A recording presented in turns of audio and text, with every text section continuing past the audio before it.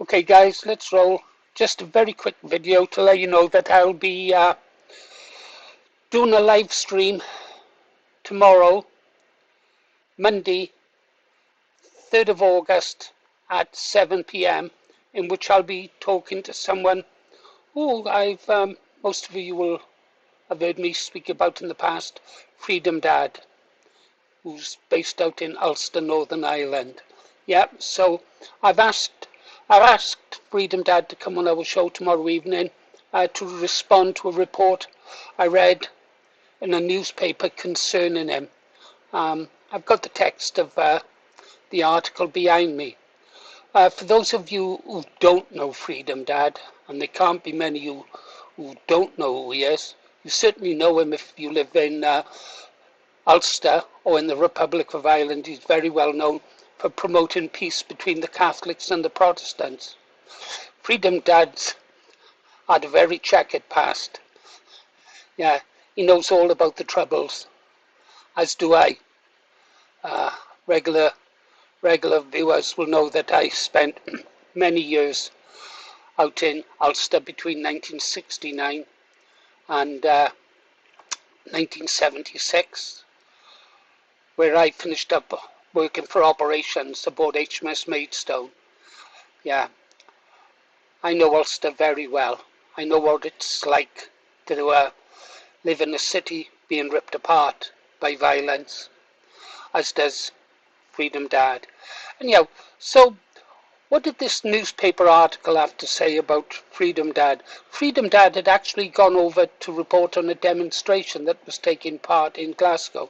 Freedom Dad is a real citizen journalist, and like me, he can interview with impartiality, and he always asks the tough questions. Yeah, he keeps his personal beliefs on a person he's interviewing tucked well away in his back pocket, and he does his interviews with style. He's interviewed people like my former chairman of the British National Party, Nick Griffin, Jim Dawson, leader of the Knights Templar, lots of people, too many to recall, in fact. Anyhow, this is what the newspaper said about him. And another person, a former BNP member, who Freedom Dad interviewed at the Glasgow protest. Sinclair, Freedom Dad's surname, Sinclair, a Rangers football club fan. He would be Rangers. If he's from Ulster, I couldn't see him being a Celtic man.